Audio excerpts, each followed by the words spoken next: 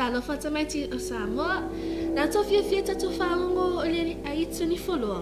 Tato whangongo le na whai le vai aslotea. Ia ale la whai tato whangongo fo. Le whangongo le whai whai mene Aitu. Whangongo le o le Aitu Saumaeafe. Ia.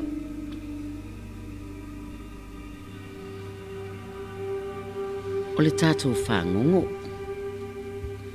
O le whangongo le nei e whiawhi. O le tala ia Saumaeafe. O le aso o atu le tātou tala i le Aitu o le nifoloa.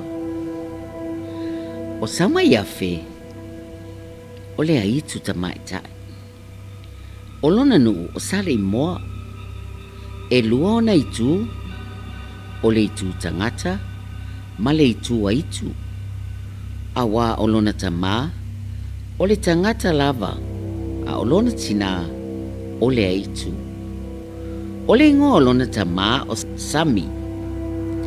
O lona no foanga i sale i moa o alamutu. O lona tina o le Aitu. Sa mo moe masami i savai ila na malanga. Awa na si se Sami. Whapea Sami o se tangata. Ile lale leo le tamaita. E le iloa le tino o Saumaeafe. E tangata uma o sale i moa. O le tamaita e sili lona lale lei. E le lei lona tino. E le lei lona susu. E ena lona laulu. Ai peitai. A ita le tamaitai.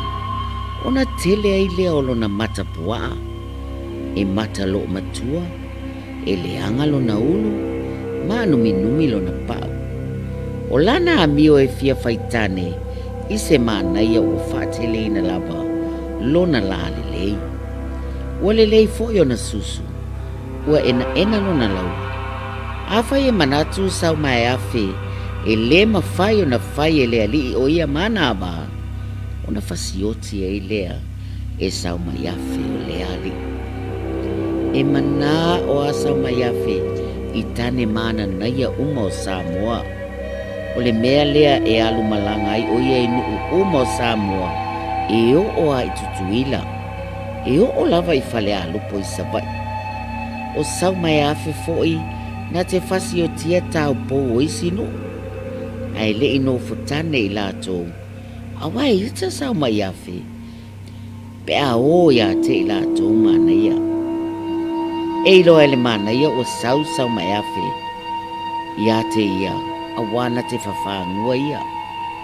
A ala mai le manaia. Wale iloa se tasi sa whawhangu ia te ia. Ai tasi le mea wana iloa.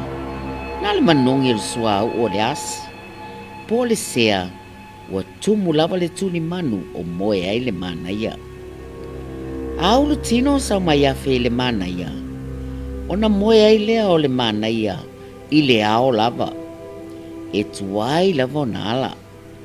Ala mai fo i le manaia. Ua vai atu tangata i lona tino ua manaia tele.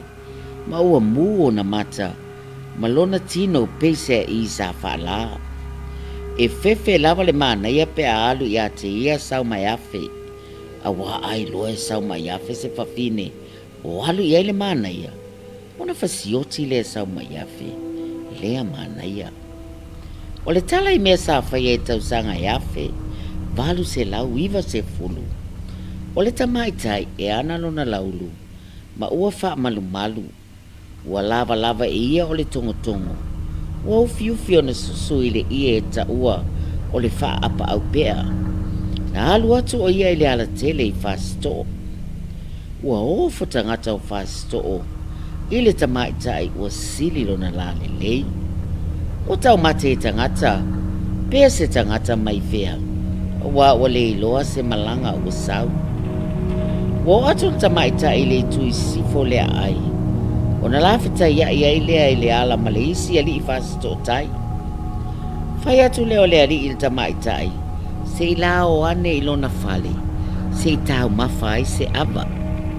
O toa tā mai i le tamaitai ma ua whai atu. Whaalo longo ia lo ngutu. Aua e te tau tala mai fua ia te a. Ua whai atu lea li. E le aisa o upuleanga i atu ui. Na ofa i atu e te wha mole mole, se e maliu mai se fai se ava.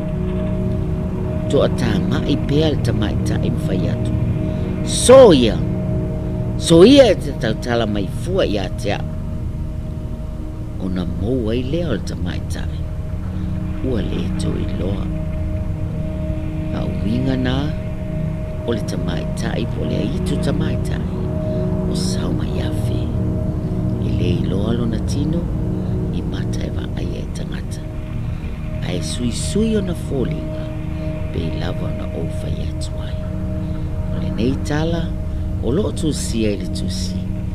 O Tala o le vavau. O le whai unga na o tātou whango. Ta maiti tu e whaalong mai fo i le vai aso, i le so ina o tātou whango. Ai mo le nei a fiafi, tō whaso i fua. Au ia te maiti o tatou whangongo le nā, se umatoi whauau i le vai aso fō, tō whaso i fua, TV5 Your Happy Channel. Wha!